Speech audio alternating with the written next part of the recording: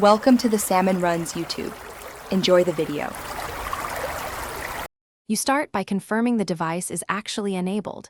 Open Device Manager and find HID-compliant touchscreen, then make sure it's not disabled. Once done, cut power, remove the battery if your Dell allows it, and hold power for 30 seconds to drain residual charge. This can clear firmware hangs. Next, examine the bezel and connector area. A loose ribbon cable causes many issues, so gently reseat connectors. Do this carefully, and keep screws organized. You should now address software. Open Device Manager, right-click the HID-compliant touchscreen, and choose Update Driver. If recent update broke it, use Rollback Driver.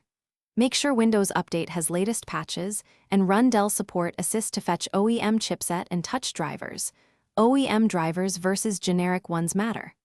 Once drivers are current, calibrate through Control Panel, right arrow tablet PC settings right arrow calibrate, and follow on-screen crosshairs to improve accuracy.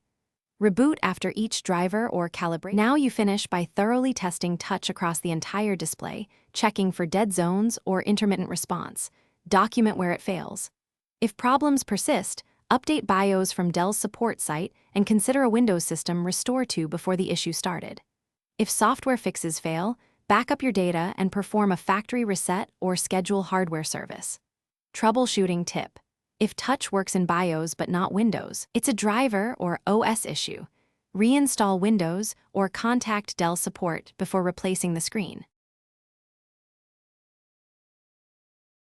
Thanks for watching.